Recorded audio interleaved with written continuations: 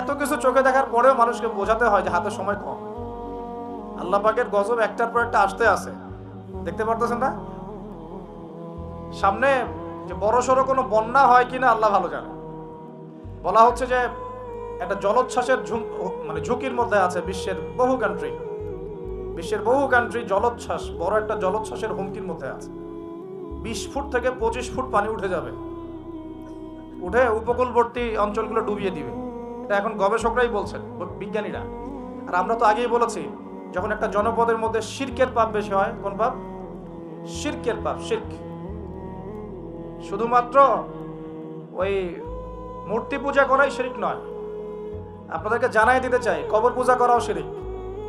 কথা কি বুঝতে পারছেন? আমার কথা কিভাবে নিবেন জানি না, কিন্তু আমাকে তো বলতে হবে। শুধু মূর্তি পূজা করাই শিরক না, কবরে সেজদা করাও শিরক। তো যখন শিরকের সয়লাব হয় একটা এলাকার মধ্যে, একটা জাতির মধ্যে, তখন নূহ আলাইহিস সালামের কওমকে আল্লাহ পাক যেমন প্লাবন দিয়ে ভাসিয়ে দিয়েছিলেন, ওরকম বন্যা জলোচ্ছ্বাস প্লাবন দিয়ে ভাসিয়ে দিবেন আল্লাহ। কারণ নোংরামি ধুইতে হলে অনেক পবিত্র পানির দরকার, আর শিরক হচ্ছে সবচেয়ে নোংরা জিনিস। আল্লাহর জমিনের সবচেয়ে নোংরা জিনিস কি? শিরক। এগুলো তো গেল ধর্মতাত্ত্বিক শিরক। এখন তো শিক্ষার মধ্যেও শিরকি আকীদা ঢুকিয়ে দেওয়া হচ্ছে। এবং এটা কোন আকীদা, এটা বলার তো আর প্রশ্ন আসে না, সবাই বোঝেন কোন আকীদা। যখন মানুষ কোরআনের সৃষ্টিতত্ত্ব বাদ দিয়ে মানব রচিত সৃষ্টিতত্ত্ব বইয়ের মধ্যে ঢুকায়, এগুলো শিরক না? অর্থনীতির মধ্যে এখন শিরক আছে। কিরকম? আল্লাহ পাক হালাল যে অর্থনীতি দিয়েছেন, ওটাকে বুড়া আঙ্গুল দেখিয়ে এখন সুদ ভিত্তিক অর্থনীতি চলছে সব জায়গায়। তো আল্লাহ পাকের হালালকে যে হারাম করে, এটা শিরক না?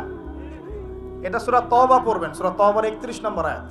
আমি রেফারেন্স দিয়ে কথা বলছি। সূরা তওবার 31 নম্বর আয়াত পড়ে দেখবেন, আল্লাহ পাক বলছেন যে আল্লাহর হালালকে যদি কেউ হারাম করে নেয় আর হারামকে হালাল করে নেয়, এই যে পরিবর্তন, এই কাজটা, এটা কিন্তু শিরকি আকীদা, কুফর, শিরক। অর্থনৈতিক অবস্থা ভালো না, আস্তে আস্তে বিশ্বের মধ্যে ভয়াবহ অর্থনৈতিক সংকট দেখা দিবে, এবং এই সংকটটা ফেস করবে মূলত এই মধ্যবিত্ত শ্রেণী আর নিম্ন মধ্যবিত্ত শ্রেণী। খুব ধনী দেশের কোনো সমস্যা হবে না, যারা মিডল ক্লাস কান্ট্রি বা আরেকটু নিচু মানের কান্ট্রি অর্থনৈতিক দিক থেকে, এদের সামনে ভয়াবহ একটা অবস্থা ফেস করতে হবে। সময় যাইতে দেন, আস্তে আস্তে সব স্পষ্ট হয়ে যাবে, আপনারাই বুঝতে পারবেন। অলরেডি গরিব মানুষ হাহাকার করা শুরু করেছে। বড় লোকের তো কোনো সমস্যা নাই, গ্যাস, তেল, চাল, ডাল সবকিছুর দামও যদি বাড়ে, বড় লোকের কোনো সমস্যা আছে? আমার তো কোনো সমস্যা নাই, আমি তো খেতে পারতেছি, কোনো না কোনোভাবে খেতে পারতেছি। কিন্তু যে কৃষক, মজুর, শ্রমিক, হ্যাঁ, যারা গরিব মানুষ, এরা তো আমার মতো না। আমার জন্য 4 বার বিদ্যুতের দাম বাড়লেও কোনো সমস্যা নাই। 1000, 1500, 2000, 3000 আপনি ইফোর্ট দিতে পারছেন, আপনার তো সমস্যা নাই। কিন্তু যে ব্যক্তির মাসিক আয় 3000 টাকা, সে কি করবে? বিশ্বের যারা মোরল, যারা এখন বিশ্ব চালায়, তারা বলতেছে এক কথায় যে ধর্মের কোনো দরকার নাই বিশ্বে ধর্মের কোনো দরকার নাই, ধর্মগ্রন্থেরও দরকার নাই, ধর্মীয় বিধানেরও দরকার নাই। এই বিশ্ব চালাবো আমরা, বিশ্বের বিধান রচনা করব আমরা, বিশ্বকে পরিচালনা করার মূলনীতি বানাবো আমরা, বিশ্বের মানুষকে চালাবো আমরা। নাউজুবিল্লাহ বলছি ঠিকই, বিশ্ব চলছে এইভাবে। এখানে আল্লাহর আসমানি কিতাব, কোরআন, হাদিস, শরিয়া, ইসলামী সমাজ, এগুলো বুড়া আঙ্গুল। কেউ টাইম দেয় না, খালি মুখে মুখে বক ধার্মিকতা দেখায়। জুমার দিনে এসে নামাজ পড়ে, ঈদের নামাজ পড়তে আসে, তারাবির নামাজ পড়তে আসে, দাড়ি রাখছে, পাগড়ি পড়ছে, এটা বক ধার্মিকতা। আগে ভিতর ঠিক করতে হবে। তো ভিতরটা কি? ভিতরটা হচ্ছে তাবারাকাল্লাযী বিয়াদিহিল মুলক। সূরা মুলকের 1 নম্বর আয়াতে কি বলছেন আল্লাহ পাক? তাবারাকাল্লাযী বিয়াদিহিল মুলক, বরকতময় সেই আল্লাহ। এই আল্লাহ পাক মহাবিশ্ব সৃষ্টি করেন নাই? এই মহাবিশ্ব কে সৃষ্টি করছে? এই পুরো মহাবিশ্বে পৃথিবীর মতো কোটি কোটি কোটি কোটি গ্রহ আছে না? আছে কি নাই? এই পুরো মহাবিশ্বে কার হুকুম চলে? ওই পুরো মহাবিশ্বে কি জিবরাইল আলাইহিস সালামের হুকুম চলে? আল্লাহর কোনো ফেরেশতার হুকুম চলে? কোনো নবীর হুকুম চলে? তাহলে কোনো মানুষের হুকুম চলার কোনো প্রশ্ন ওঠে? পুরো মহাবিশ্বের কোটি কোটি গ্যালাক্সি, কোটি কোটি গ্রহ নক্ষত্রে আল্লাহর হুকুম চলে। সূর্য পর্যন্ত ডোবার পরে আল্লাহর কাছে পারমিশন নেয়, আল্লাহ আগামীকাল উঠবো, আল্লাহ বলেন ওঠো, তাহলে উঠবে। একদিন আল্লাহ বলবেন না, ওঠার দরকার নেই, সূর্য তখন উল্টা দিক থেকে উঠবে, পশ্চিম দিক থেকে। ওই দিন কিয়ামত হয়ে যাবে। যেদিন কিয়ামত হবে, ওইটা হচ্ছে আল্লাহ পাকের ক্রোধের বহিঃপ্রকাশ, মানে রাগ থাকে না যে ধৈর্য ধরতে ধরতে ধরতে ধরতে এক সময় যখন আপনার আর মানে আপনি আর পারতেছেন না, তখন একটা হাইপার হয়ে যান না মাঝে মাঝে, তখন মনে হয় আশপাশে যা আছে ভেঙে চুরে একাকার হয়ে বলেন। ওই যে পৃথিবীর নিচে যে আগ্নেয়গিরিগুলো আছে, শক্তি সঞ্চার করতে করতে করতে করতে এক পর্যায়ে বিস্ফোরিত হয়ে যায়, তখন আর পৃথিবীবাসীর তো কোনো হুঁশ, তখন আর উপায় থাকে না। তো এরকম কিয়ামতের দিনটা হচ্ছে আল্লাহ পাকের ক্রোধের বহিঃপ্রকাশ, মানে এক হুকুমেই পুরো মহাবিশ্বের সব গ্রহ ধ্বংস হয়ে যাবে, এক হুকুমে। তাই পুরো মহাবিশ্বে আল্লাহ ছাড়া কারো হুকুম চলে? আল্লাহ সেটাই বলছেন, তাবারাকাল্লাযী বিয়াদিহিল মুলক, বরকতময় সেই আল্লাহ যার হাতে সমস্ত ক্ষমতা। যার হাতে কি ভাই? মুলক মানে কি? রাজত্ব। এখনকার তোমরা যারা পলিটিক্যাল সায়েন্স পড়ো আর পড়াও, তোমাদের বা আপনাদেরকে বলছি, রাজত্ব মানে কি? রাজত্বের ইংরেজি প্রতিশব্দ কি? সভরেন্টি। মানে বলেন, সভরেন্টি মানে কি? সার্বভৌমত্ব। মানে কি? সার্বভৌমত্ব। আল্লাহ পাক বলছেন মহাবিশ্বের সার্বভৌমত্ব আমার হাতে। কার হাতে? মহাবিশ্বের সার্বভৌমত্ব কার হাতে? সভরেন্টি কার হাতে? দুনিয়াতে এই সভরেন্টি সার্বভৌমত্ব মানুষের হাতে। বুঝেন নাই মনে হয়? এই দুনিয়াতে সভরেন্টি, মুলক, সার্বভৌমত্ব এখন আল্লাহর হাতে নাই, মানুষের হাতে। মানুষ যা মনে করে তাই চালায়। এখন আল্লাহ পাকের বিধান, আল্লাহ রাসূল এগুলো বাদ। তো এটা হচ্ছে সবচেয়ে বড় শিরক সারা বিশ্বের। এটা সারা বিশ্বের সবচেয়ে বড় পর্যায়ে শিরক। তো শিরকে ডুবে আছি আমরা, এটাকে বোঝেন। আমি তো বলছি না যে এখন এই প্রবলেমসগুলোকে রাতারাতি সলভ করা যাবে, এমনটা তো বলছি না। বলছি পুরো ওয়ার্ল্ডে এরকম শিরকি একটা সিস্টেম প্রতিটা ক্ষেত্রে চলছে। কিভাবে সলভ করবেন সেটা পরের বিষয়, আগে তো বুঝতে হবে কোথায় আছে বিশ্ব এখন। তো আমরা দেখলাম যে বড় বড় সেক্টর যেগুলো একটা বিশ্বের, ধর্ম, সংস্কৃতি, অর্থনীতি, জিওপলিটিক্স এবং পরিবার তো আছেই, পাশাপাশি আমাদের এই একটা ওয়ার্ল্ড অ্যাফেয়ার্স, এই প্রতিটা ক্ষেত্রে আল্লাহ পাকের তাওহীদকে পাশ কাটিয়ে মানুষের মন গড়া বিধান দিয়ে চলানো হচ্ছে কিনা? হচ্ছে কিনা? বুঝতে পারছেন না মনে কথা? সুদ কি মানুষের বিধান না আল্লাহর বিধান? বলেন, আরো খোলামেলা বলি, সুদ কি মানুষের বিধান না আল্লাহর বিধান? মদ কি মানুষের বিধান না আল্লাহর বিধান? মদ খাওয়া যাবে? মদ খাওয়া যাবে? বেপরদায় চলা যাবে, এটা কি মানুষের বিধান না আল্লাহর বিধান? পুরো বিশ্বের যত বৈশ্বিক অ্যাফেয়ার্স আছে এটা মানুষ নিয়ন্ত্রণ করবে, আল্লাহর বিধানের দরকার নাই। এটা কি আল্লাহর বিধান না মানুষের কথা? তো সারা বিশ্বে এই কুফুরি চলতেছে না? চলছে কি না? এখন এই বিশ্বটা বোঝেন, তারপরে আপনি এই আয়াতটা বোঝেন। এখন আল্লাহ পাক বলছেন, এখন আমি মুহাম্মদ সাল্লাল্লাহু আলাইহি ওয়াসাল্লামের কাছে এমন কিতাব দিয়েছি যে কিতাবে এই সব সমস্যার সমাধান আছে। সুবহানাল্লাহ। সমস্যাগুলো তো বুঝতে পারলেন? আল্লাহ পাক বলছেন, হে মুহাম্মদ বলেন সাল্লাল্লাহু আলাইহি ওয়াসাল্লাম, আমি তোমার কাছে এমন একটা কিতাব দিয়েছি যে কিতাবের মধ্যে প্রতিটা বিষয়কে আমি ব্যাখ্যা করেছি, সমাধান দিয়েছি। এটা হেদায়েত, এটা রহমত, এটা বুশরা, সুসংবাদ কাদের জন্য? যারা আমার সামনে আত্মসমর্পণ করবে। যারা করবে না ওদের জন্য সুসংবাদ নাই। আর এই কিতাবের ব্যাখ্যা আছে। এই কিতাব একাই আপনাকে পথ দেখাবে না, হাদিসের প্রয়োজন আছে। এটা আমরা পেলাম সূরা নজম আয়াত নাম্বার 3-4 এবং সূরা হাশর আয়াত নাম্বার 7। যে রাসূল সাল্লাল্লাহু আলাইহি ওয়াসাল্লাম নিজের মন গড়া কোনো কথা বলতেন না, তিনি সেটাই বলতেন যে আল্লাহ ওহী করতেন। আর আল্লাহর রাসূলের আদেশগুলো আমরা পাচ্ছি হাদিসে, নিষেধগুলো পাচ্ছি হাদিসে। সো কোরআন এবং হাদিস এই দুটোকে মিলে আল্লাহ পাকের এখন ওহী নাজিল হচ্ছে। কোথায় নাজিল হচ্ছে? আইয়ামে জাহিলিয়াতে। কোথায় ভাই? এই কিতাব কোথায় নাজিল হয়েছে? বাংলাদেশে, পাকিস্তানে, সিরিয়ায়? কোন যুগে নাজিল হয়েছে? ওই ব্যাবিলনের যুগে, নাকি ওই চাইনিজ সভ্যতার যুগে, নাকি ওই রাশিয়ার বলশেভিক ওই বিপ্লব ওইসব যুগে? কোন যুগে নাজিল হয়েছে? আবু জেহেলের যুগে। কোন যুগে ভাই? আবু জেহেলের নাম শুনেছেন তো? আবু জেহেলের যুগটাকে আমরা বলি আইয়ামে জাহিলিয়াতের যুগ। আবু জেহেল ছিল ওই যুগের নেতা। দারুন নাদওয়া ছিল তার পার্লামেন্ট। তার পার্লামেন্টের নাম কি? দারুন নাদওয়া। সেখানে আবু জেহেল, আবু লাহাব, উতবা, সাইবা, রাবিয়া এরা সব বসে বসে বুদ্ধি পাকাইতো আর কি করতে হবে কি করতে হবে না। বাই দ্য ওয়ে, এই আবু জেহেল, আবু লাহাবরা কিন্তু আল্লাহকে বিশ্বাস করত। আল্লাহ বলে যখন আছে এবং আল্লাহর কাছে যে ফিরে যেতে হবে এটাও তারা বিশ্বাস করত কিছু কিছু ক্ষেত্রে। কিন্তু আল্লাহ পাকের কোনো বিধান তারা মানত না। আল্লাহ পাকে পাওয়ার জন্য মাধ্যম পূজা করত।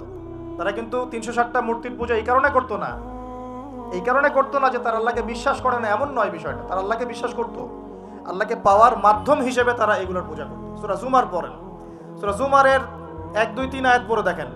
আবু জেহেলদের কথা আল্লাহ বলেছেন, তারা বলতো মা না'বুদুহুম, আমরা এই লাত উজ্জা মানাতের উপাসনা এই কারণে করি, শুধু এই কারণে করি, লিইউকাররিবুনা ইলাল্লাহি যুলফা, যে এই লাত উজ্জা মানাত হবল, এই যে মূর্তিগুলো, এগুলো আমাদেরকে আল্লাহ পর্যন্ত পৌঁছে দিবে, এই কারণে করতো। ওরা কিন্তু আল্লাহকে অস্বীকার করতো না।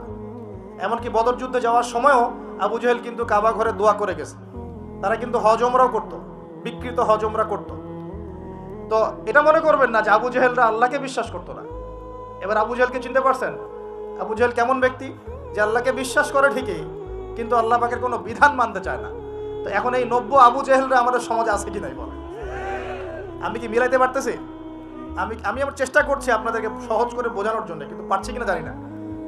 অনেক সময় হয় কি যে নিজেরা অনেক কিছু বুঝি কিন্তু বোঝাতে পারি না। বোঝাতে পারাটাও একটা আল্লাহ পাকের রহমত, মানে কাউকে বোঝাতে পারানোটা কিন্তু আল্লাহ পাকের রহমত। অনেক সময় দেখবেন আপনি বুঝতে পারছেন অনেক কিছু, কিন্তু মানুষকে বোঝাতে পারছেন না। তা আমি চেষ্টা করছি বোঝানোর জন্য, আমি কতটুকু পারছি আমি জানি না। এই যে আবু জেহেলকে চিনতে পারলেন, আবু জেহেল এমন একজন বুদ্ধিজীবী মানুষ, খুব বুদ্ধি তার, কারণ তার নাম হচ্ছে আবুল হাকাম। কি নাম? আবুল হাকাম। আবু জেহেলের নাম আবু জেহেল না, আবু জেহেলের নাম আবুল হাকাম। ওই সমাজের মানুষ তাকে বলতো জ্ঞানের পিতা, জ্ঞানের পিতা, ফিলোসফার, সে দার্শনিক, সে বুদ্ধিজীবী। বুঝতে পারছেন না কথা? আইয়ামে জাহিলিয়াতের মানুষ তাকে সম্মান দিয়ে কথা বলতো, তাকে বলতো তুমি জ্ঞানের পিতা। তো আমাদের ইসলাম তাকে আবু জেহেল কেন বলছে তাহলে? কারণ সে আল্লাহ পাককে চিনতো, আল্লাহ পাককে চেনার পরেও আল্লাহ পাকের বিধানকে সরাসরি বিরোধিতা করেছে। কোনো অজ্ঞ মানুষ ছাড়া এই কাজ কেউ করতে পারে?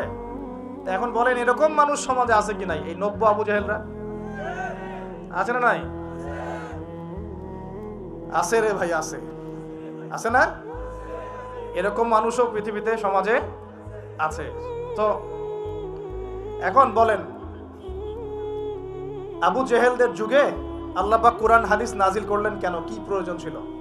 উত্তর, আবু জেহেলদের যুগের মধ্যে বর্তমান সময়ের মতো শিরক ছিল। কি ছিল ভাই? আবু জেহেলদের যুগে বর্তমান সময়ের মতো সুদ ছিল, সুদ। আবু জেহেলদের যুগে বর্তমান সময়ের মতো মাদক ছিল। আবু জেহেলদের যুগে বর্তমান সময়ের মতো মেয়েদের প্রতি এই বর্বর আচরণ ছিল, মানে নারীর অবমাননা ছিল।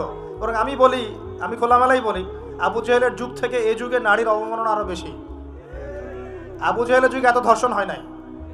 আবু জেহেলের যুগে মেয়েরা এরকম ছেলেদের পোশাক পরে ঘুরে নাই। আবু জেহেলের যুগে ঘরে ঘরে পরকিয়া ছিল না। শোনেন, তাব্বাত ইয়াদা আবি লাহাবি ওয়া তাব, সূরাটা পড়েছেন? আবু লাহাবের 2 হাত ধ্বংস হোক। আবু লাহাবের পাপ ছিল অন্য, সে নবী সাল্লাল্লাহু আলাইহি ওয়াসাল্লামের সাথে কটূক্তি করত, বিরোধিতা করত। কিন্তু আবু লাহাব সম্পর্কে আল্লাহ পাক কি বলছেন? মা আগনা আনহু মালুহু ওয়া মা কাসাব। আবু লাহাবের মাল সম্পদ এবং যা সে অর্জন করেছে এই দুনিয়াতে, এগুলো তাকে জাহান্নামের আগুন থেকে বাঁচাতে পারবে না। এই বিশাল প্রপার্টি আপনাকে জাহান্নামের আগুন থেকে বাঁচাতে পারবে না যদি এই প্রপার্টির হক আদায় না করেন। এই রিজিকের হক যদি ঠিকঠাক আদায় না করেন, যাকাত না দেন, দরিদ্রের হক না দেন, মিসকিনের হক না দেন, আত্মীয়র হক না দেন, প্রতিবেশীর হক না দেন, ইসলামের আল্লাহ ফি সাবিলিল্লাহ দান সদকা না করেন, এই বিশাল প্রপার্টি আপনাকে কিয়ামতের মাঠে বাঁচাতে পারবে না। মা আগনা আনহু মালুহু ওয়া মা কাসাব সায়াসলা নারান যাতা লাহাবিন ওয়া ইমরাআতুহু হাম্মালাতাল হাতাব ফি জিদিহা হাবলুম মিন মাসাদ। সূরাগুলো পড়বেন। কোরআন তো শুধুমাত্র তাবিজ করার জন্য কোরআন নাজিল করা হয়নি। তাবিজ করার জন্য কোরআন নাজিল করা হয়েছে নাকি? কোরআনের আয়াত ছিঁড়ে ছিঁড়ে এখন মাদুরির মধ্যে ঢুকিয়ে গলায় ঝুলে রাখার জন্য কোরআন নাজিল হয়েছে? বলেন তো। কোরআনের আয়াত একটা ছিঁড়ে এভাবে আমি র্যাপিং করে গলার মধ্যে ঢুকায় রেখে দিলাম, বাস কোরআনের হক আদায় হয়ে গেল। ডক্টর আপনাকে একটা প্রেসক্রিপশন দিয়েছেন, মনে করেন তোমার কোভিড হয়েছে, তোমাকে এখন এই প্রেসক্রিপশন অনুযায়ী চলতে হবে। আর প্রেসক্রিপশনটা আমি যদি এখন এমন করে ভাস করে সুন্দর করে মাদুরির মধ্যে ঢুকায়, ওষুধ খাওয়ার দরকার নাই, ভাস করে ঢুকায় ব্যাস রেখে দিলাম, রোগ ভালো হবে না? রোগ ভালো হবে? আমরা কোরআন কিনে এই কাজ করি, আমরা কোরআন কিনে কেউ এই কাজ করি, সবাই না, কেউ। কোরআন শেফা মানে কি? কোরআন আপনার রুহের শেফা এবং দেহের শেফা। যখন কোরআন বুঝে আমল করবেন, তখন কোরআন পড়ে বুঝে যখন আমল করবেন, তখন কোরআন শেফা এবং রহমত বুশরা। আল্লাহ পাক আমাদেরকে বোঝার তৌফিক দান করুন। তবে হ্যাঁ, কোরআনের আয়াত থেকে ঝাড়ফুঁক করা যায়, ঝাড়ফুঁক করা যেতে পারে, পানি পড়া খাওয়া যেতে পারে, এবং এই পানিতে গোসলও করা যেতে পারে ইত্যাদি। কিন্তু আপনি তো ছিঁড়ে ছিঁড়ে ছিঁড়ে ছিঁড়ে খালি গলায়, পায়ে, হাতে ঝুলে রাখতে পারেন না। আল্লাহ পাক আমাদেরকে বোঝার তৌফিক দান। প্রিয় ভাইরা, এখন এতটুকু তো বুঝতে পারলাম যে কোরআন কোন সময় নাজিল হয়েছে। তাহলে ভাই কার যুগে? আবু জাহেলের যুগে। আবু জাহেলের যুগে কি কি ছিল?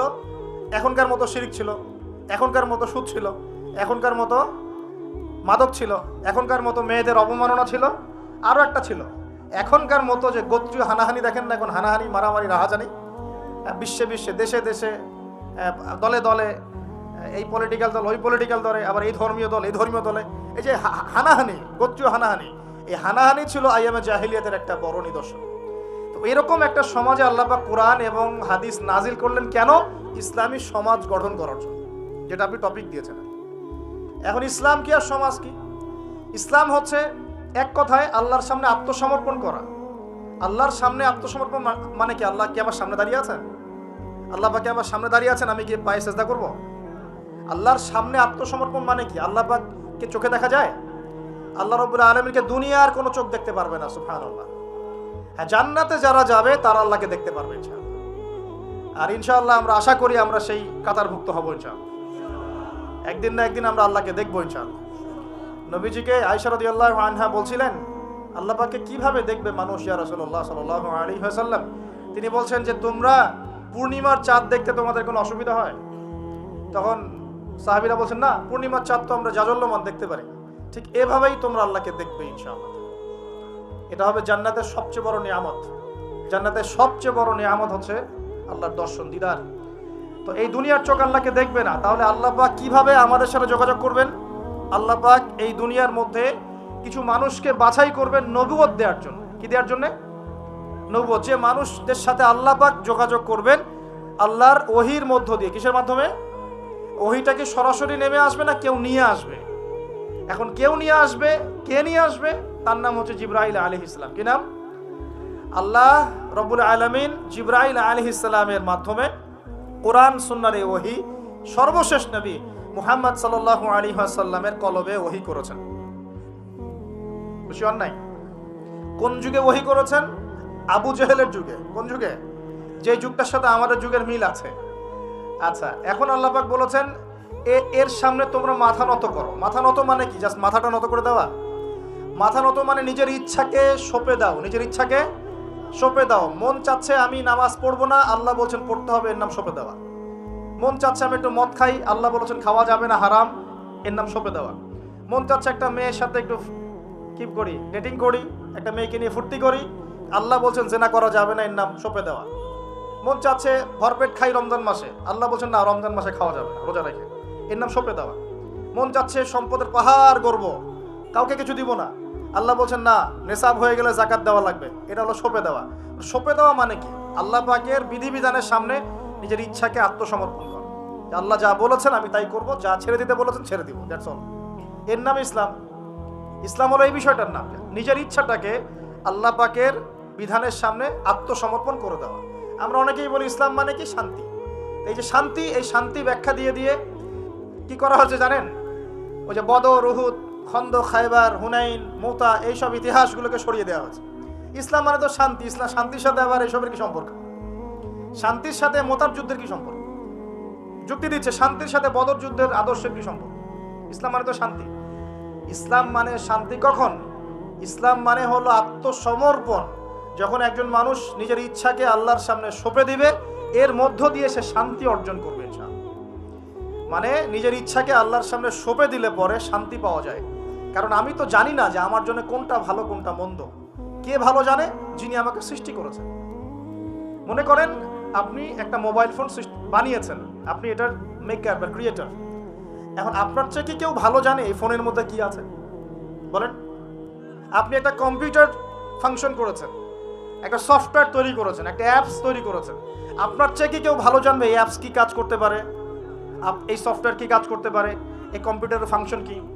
এখন আল্লাহ পাক পুরো মহাবিশ্ব সৃষ্টি করেছেন, আমাদেরকেও সৃষ্টি করেছেন।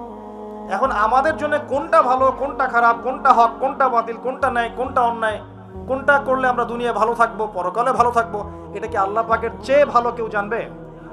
এই সহজ কথাটা বুঝতে এত সমস্যা কিসের? যদি আল্লাহ বলে কেউ থেকে থাকেন, তাহলে তিনি যদি আমাকে সৃষ্টি করে থাকেন, তাহলে তিনি তো ভালো বুঝবেন আমার জন্য কোনটা ভালো কোনটা খারাপ। এখন তিনি যেগুলো ভালো বলেছেন সেগুলো কোরআনে নাজিল করেছেন, যেগুলো খারাপ বলেছেন সেগুলোও কোরআনে নাজিল করেছেন। তিনি তার রাসূলের মাধ্যমে আমাদেরকে জানিয়েছেন কোন কোন বিষয়গুলো ভালো আর কোন কোনগুলো খারাপ। এখন এগুলো যখন প্রমাণ হয়ে যাবে, মেনে নিতে কোনো সমস্যা, মানতে কোনো আপত্তি আছে ভাই? এই মেনে নেওয়ার নাম হলো ইসলাম। মেনে নেওয়ার নাম কি ভাই? ইসলাম। এখন দ্বিতীয় প্রশ্ন হচ্ছে, ইসলাম কি পরিপূর্ণ না অসম্পূর্ণ? উত্তর হচ্ছে, আল্লাহ পাক সূরা মাঈদার 3 নম্বর আয়াতে বলছেন। কত নম্বর আয়াত? সূরা মাঈদার 3 নম্বর আয়াতে আল্লাহ পাক বলছেন যে আল ইয়াউমা আকমালতু লাকুম দীনাকুম, আজকে আমি দ্বীন ইসলামকে একদম পরিপূর্ণ করে দিলাম। ওয়া আতমামতু আলাইকুম নি'মাতি, তোমাদের উপর আমার নিয়ামতকে পূর্ণতা দিলাম। ওয়া রাদিতু লাকুমুল ইসলাম দীনান, তোমাদের উপরে দ্বীন ইসলামকে মনোনীত করে আমি আল্লাহ সন্তুষ্ট হয়ে গেলাম। তাহলে এই আয়াত থেকে কি বোঝা গেল? ইসলাম পরিপূর্ণ না অসম্পূর্ণ? পরিপূর্ণ মানে আমরা কি বুঝি? কিছু অংশ আছে, কিছু নাই। কিছু কিছু হেদায়েত আছে, কিছু কিছু নাই। কিছু কিছু বিষয়ের সমাধান আছে, কিছু কিছু নাই। নাকি জগতের সমস্ত বিষয়ের সমাধান আছে? কোনটা? এই কথাটাই আগে হজম করতে হবে যে কোরআন সুন্নাহ ভিত্তিক এই ইসলামের মধ্যে পৃথিবীর সমস্ত সমস্যার সমাধান আছে। এর সামনে আত্মসমর্পণ করলে পরে আপনি হবেন মুসলিম, তার আগে হবেন না। আমার কথা কি বোঝাতে পারছি? এরপরে আপনি মুসলিম হবেন। এখন যদি কেউ অস্বীকার করে সে কি হবে? যদি কেউ পুরোপুরি অস্বীকার করে, না কোরআন সুন্নাহ সব কিছু নাই, আমি মানি না, তাহলে হবে সে কাফের। কি হবে? কাফের। কেউ যদি এগুলোর সাথে আল্লাহকে অংশীদার সাব্যস্ত করে সে কি হবে? সে হবে মুশরিক। কেউ যদি বলে, আমি বলে না, মনে মনে অস্বীকার করে কিন্তু মুখে মুখে বলে হ্যাঁ মানি, এমন মানুষ নাই? মুখে মুখে বলে হ্যাঁ মানি মানি মানি সবই মানি, আর মনে মনে অস্বীকার করে, ইসলামের বিরুদ্ধে কাজ করে ভিতরে ভিতরে। এই মানুষগুলোকে কি বলা হয়? মুনাফিক। আর এক শ্রেণী আছে যারা স্বীকার করে নেয় যে হ্যাঁ এগুলোই ঠিক, কিন্তু চলতে পথে, আল্লাহর পথে চলতে গিয়ে কবিরা গুনাহে লিপ্ত হয়, তখন এদেরকে আমরা বলি ফাসিক বা জালেম। আমার কথা কি বুঝতে পারছেন? 5টা শ্রেণীর মানুষ আপনাকে দেখাই দিলাম ইসলাম কেন্দ্রিক। কেউ শিরিক করে হচ্ছে মুশরিক, কেউ অস্বীকার করে হচ্ছে কাফের, কেউ মুখে স্বীকার করছে মনে স্বীকার করছে না, হচ্ছে মুনাফিক, কেউ স্বীকার করে পথ চলতে গিয়ে কবিরা গুনাহ করছে, কবিরা গুনাহ, তখন সে জালেম হচ্ছে বা ফাসিক হচ্ছে। আর কেউ পরিপূর্ণরূপে আত্মসমর্পণ করে আমলে প্রমাণ করে সে মুমিন মুসলিম হচ্ছে। আল্লাহ পাক আমাদেরকে এই মুমিন মুসলিম হওয়ার তৌফিক দান করুন। এখন এই হলো ইসলাম। ইসলামী সমাজ কি? ইসলামী, ডিস্টার্ব করেন না প্লিজ। ইসলামিক সমাজ কি জিনিস? ইসলাম কি শুধু ব্যক্তি জীবনে পালন করারই ধর্ম বা জীবন? আচ্ছা, ধর্ম না জীবন ব্যবস্থা, এটাও তো জানতে হবে নাকি? ধর্ম আর জীবন ব্যবস্থার মধ্যে পার্থক্য কি? আল্লাহ পাক ইসলামকে কি বলেছেন? দিন আল ইসলাম। দিন কি বলেছেন? দিন। দিন শব্দটা কি? আল্লাহ পাক বলছেন ইন্না দীনা ইনদাল্লাহিল ইসলাম। সূরা আলী ইমরান আয়াত নাম্বার 19। সূরা আলী ইমরান আয়াত নাম্বার 19 আল্লাহ পাক বলছেন ইন্না দীনা ইনদাল্লাহিল ইসলাম। আল্লাহর কাছে ইসলাম কি? একমাত্র দিন। আরবি শব্দটা বলেন, দিন। কবরে প্রশ্ন কি করা হবে? মা দিনুকা, মা দিনুকা। প্রথমে মান রব্বুক, তারপরে মা দিনুকা। তাহলে ধর্ম বা ইসলাম এটাকে কি শব্দে ব্যবহার করা হচ্ছে কোরআনে? দিন। এই দিন শব্দের মানে কি আমি আপনাকে শর্ট করে বুঝাই দিচ্ছি। কোরআনে দিন শব্দ আসছে 2 রকম। কয় রকম? 2 রকম। একই বানান, একদম একই বানানেই 2 রকম দিন শব্দ আছে। একটা হচ্ছে মালিকি ইয়াউমিদ্দিন, পড়ে না সূরা ফাতিহায়, মালিকি ইয়াউমিদ্দিন। এই যে এখানে দিন, এই দিন শব্দের যে বানান আর ইন্না দীনা ইনদাল্লাহিল ইসলাম, এই দিনের যে বানান একদমই সেম। আবার আমপারা অন্য সূরা আছে ওয়ামা আদরাকা মা ইয়াউমুদ্দিন সুম্মা মা আদরাকা মা ইয়াউমুদ্দিন। এই যে দিন শব্দ, এগুলোর বানান কিন্তু সেম। পার্থক্য কোথায়? এই দিনের 2টো অর্থ হয়। কয়টা অর্থ ভাই? একটা অর্থ হচ্ছে মালিকি ইয়াউমিদ্দিন বলতে আল্লাহ পাক বোঝান কিয়ামত দিবস। কিয়ামত দিবস মানে যেদিন আমাদের বিচার করা হবে, এই দিবসটাকে বোঝাতে আল্লাহ পাক দিন শব্দ ইউজ করেছেন। আবার এই রিলিজিয়ন ইসলামকে বোঝাতেও দিন শব্দ ইউজ করেছেন। এখানে দিন শব্দ হলো জীবন ব্যবস্থা। জীবন কি ভাই? ব্যবস্থা। এখন জীবন ব্যবস্থা মানে কি? জীবন ব্যবস্থা মানে কি? যে জীবনের কিছু অংশের হেদায়েত পাওয়া যাচ্ছে, বাকি অংশে পাওয়া যাচ্ছে না, বিষয়টা কি এমন?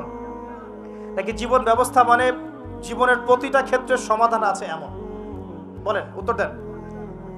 আল্লাহ পাক বলছেন, ওয়ামা ইয়াবতাগি গায়রাল ইসলামি দীনান ফালা ইউকবালা মিন, কেউ যদি ইসলাম ছাড়া অন্য কোনো জীবন ব্যবস্থা তালাশ করে তার কাছ থেকে কিছুই কবুল করা হবে না। আল্লাহ আবার বলছেন যে আল ইয়াউমা আকমালতু লাকুম দীনাকুম, এই দিনটাকে আমি কামিল করেছি, পরিপূর্ণ করেছি। আল্লাহ পাক নিজেই বলছেন এই দিন আমার কাছে গ্রহণযোগ্য। আল্লাহ নিজেই বলছেন এই দিনটাকে আমি কামেল করেছি, পরিপূর্ণ করেছি। আল্লাহ নিজেই বলছেন এই দিন বাদ দিয়ে অন্য দিন কবুল হবে না। তাহলে এই দিন কি অসম্পূর্ণ থাকতে পারে? নিঃসন্দেহে এটা পরিপূর্ণ। এন্ড পরিপূর্ণ মানে কি? ওই যে প্রথমে একটা আয়াত তেলাওয়াত করেছিলাম, সূরা নাহল আয়াত নাম্বার 89। আল্লাহ বলেছেন তিবিয়ানান লিকুল্লি শাই, কোরআন সুন্নাহয় আমি সব ব্যাখ্যা করেছি। আরো একটা দলিল দিয়ে দেই, সূরা কাহফ আয়াত নাম্বার 54। কত নম্বর আয়াত ভাই? এগুলো বাসায় গিয়ে চেক করে দেখেন, বাসায় গিয়ে একটু পড়াশোনা কইরেন, না হলে শুধু শুনবেন এক কান দিয়ে বেরো যাওয়ার কেন। আর রেফারেন্স চেক করে যদি দেখেন সব ঠিক আছে, তখন মেনে নেওয়ার চেষ্টা করেন। আমি আগে বলছি না যে মারার দরকার আছে, আমি এখন বলছি মারার দরকার নাই। বাসায় গিয়ে আগে চেক করবেন, যদি দেখেন হ্যাঁ সব কথা ঠিক আছে, তারপরে মানার চেষ্টা করেন। আল্লাহ পাক তৌফিক দান করুন। এখন আসেন, আল্লাহ সূরা কাহফের 54 নম্বর আয়াতে বলছেন যে ওয়ালাকাদ সাররাফনা ফি হাযাল কুরআন লিন-নাসি মিন কুল্লি মাসাল, আমি এই কোরআনে মানব জাতির জন্য প্রতিটা বিষয়কে ব্যাখ্যা করেছি। এবার আরো স্পষ্ট হয়ে গেল, ইসলাম, কোরআন এবং সুন্নাহয় এমন কোনো বিষয় নাই যা নাই। এই হলো পরিপূর্ণ জীবন ব্যবস্থা। জীবন ব্যবস্থার কয়টা দিক থাকে? সহজ করে বলছি 6টা দিক। কয়টা দিক? জীবন ব্যবস্থা মানে আপনার ধর্মীয় জীবন আছে। ধর্মীয় জীবন কি একটু বোঝেন এখানে? ধর্মীয় জীবন মানে এখানে আপনি নামাজ, রোজা, হজ, যাকাত, তাসবিহ, তাহলিল, জিকির, আজগার, এই কাজগুলো করেন। এগুলো আপনার ধর্মীয় কাজ, ঠিক আছে? আচ্ছা, একটা জীবন হলো আপনার পারিবারিক জীবন। পারিবারিক জীবনে আপনার বিয়ে, শাদী, সন্তান প্রতিপালন, স্ত্রীদের হক আদায়, মা বাবা